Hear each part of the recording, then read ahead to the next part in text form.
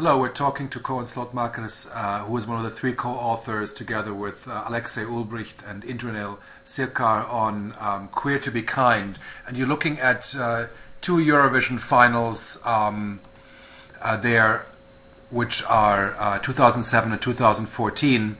And you're looking at, I guess, the way in which being gay or lesbian is being used in the East-West debates about the perceptions very much. So what is your main, what are you looking at in specific in your article? Well, we started this article with the observation that there is a lot of discourse about in 2014 about the Eurovision being a contest that will decide on LGBT rights in Europe. And the reading of Contingent Awards would be very much perceived as a conquer or a conquering of LGBT rights in Europe. And this was against the strong media message in Western Europe, where they said, she hasn't got a lot of chance of winning because of the homophobic East. And when we looked at the initial numbers of the voting, we thought it was kind of interesting that actually the voting patterns were not that different.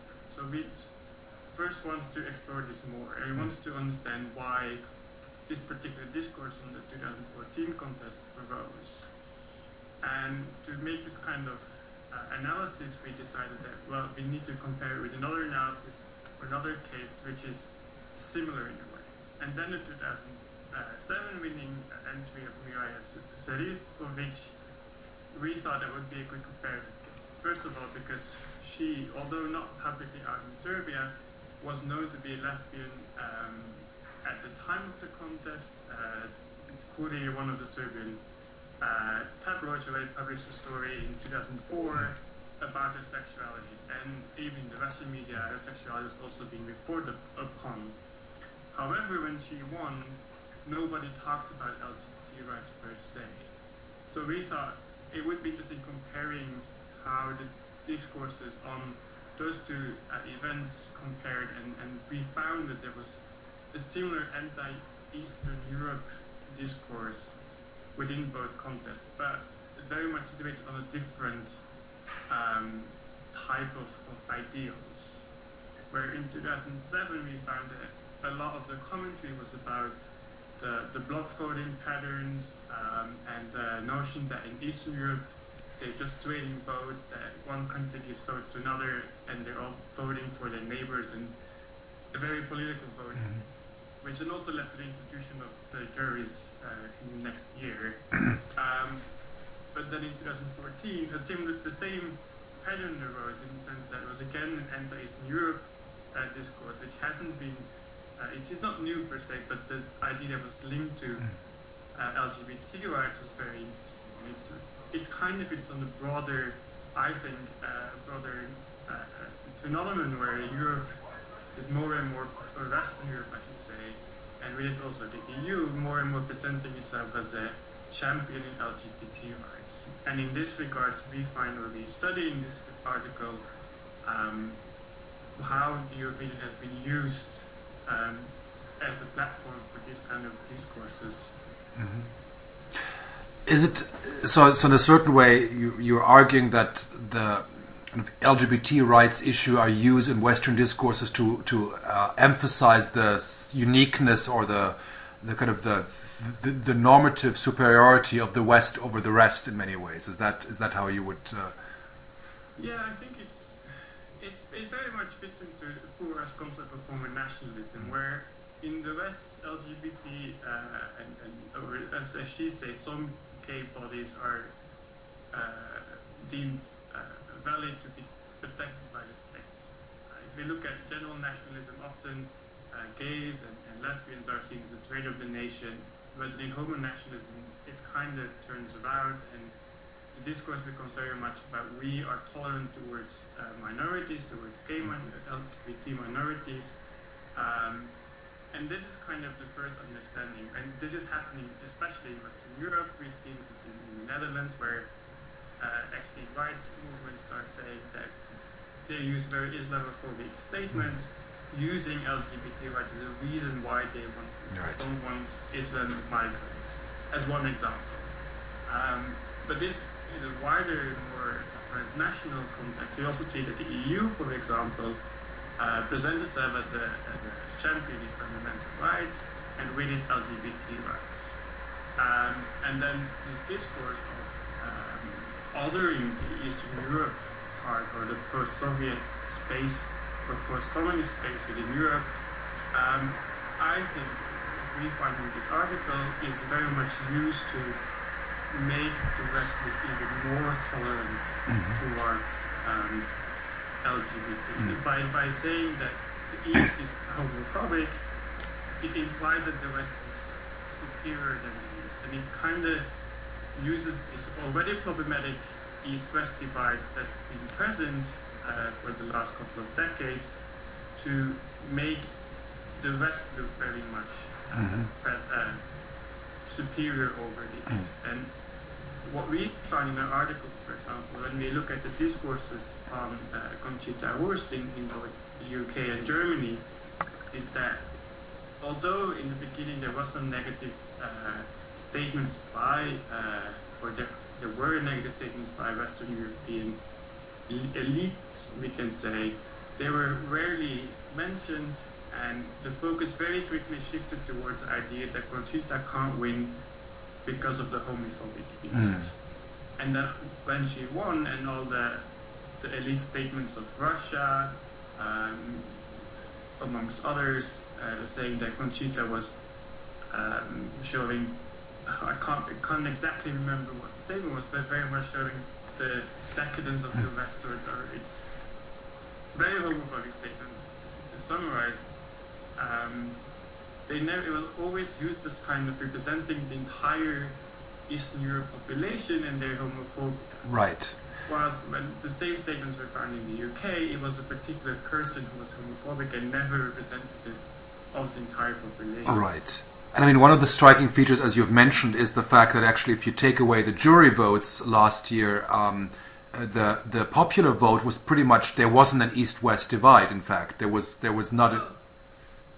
There was, we found a statistical significant difference between East and West, and there was, I think, up to 4 points different or something. But when we then look at it in ordinal rankings of Conchita within the contest, it was very, very small difference, in 1 or 3 places different ranking, which is, given the discourses that were present in that time, actually very marginal difference.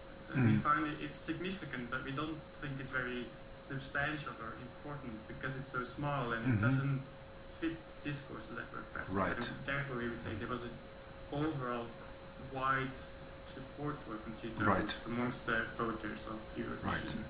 I mean, I think one of the things which strikes me with this is always also that there's an assumption that a performer who's openly gay or lesbian or playing with sexual roles, that is support for that is an indicator of tolerance, right? Because when you look at sometimes very conservative societies tolerate playing with gender roles in the field of performance, in the field of show business, right?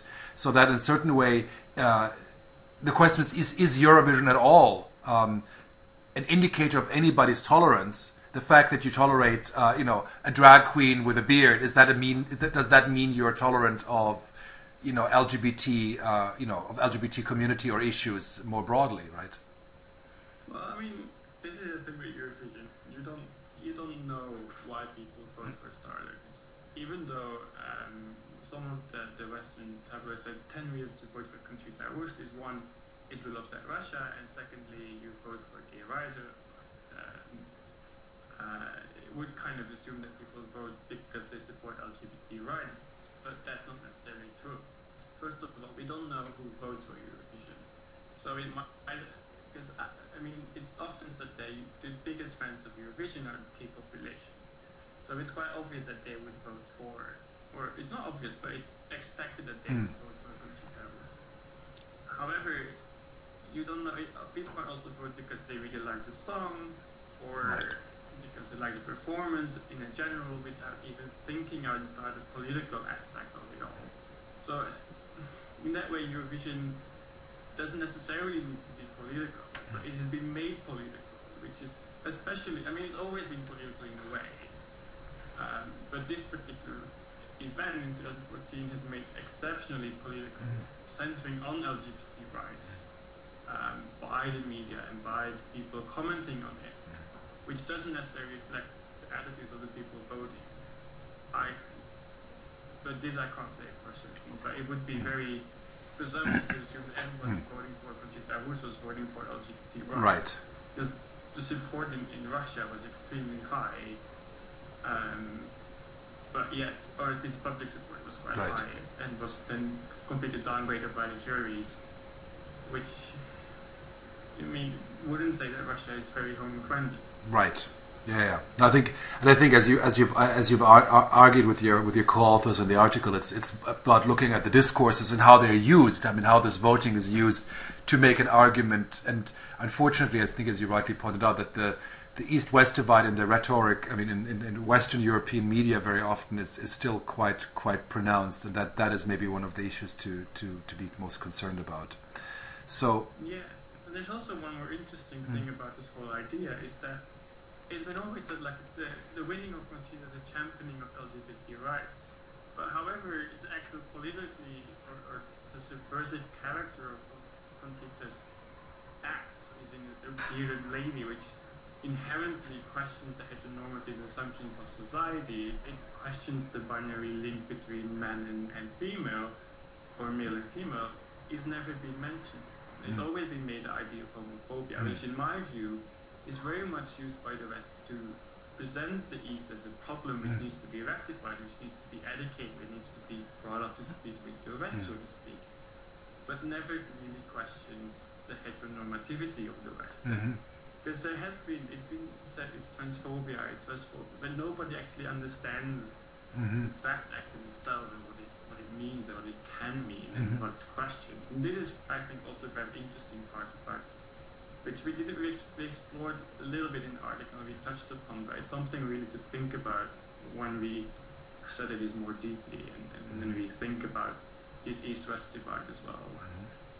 Great. Well, Koen, thank you so much for your thoughts on this, and I think this this debate will be with us in the future Eurovision Song Contests to come. Thank you. Thank you very much.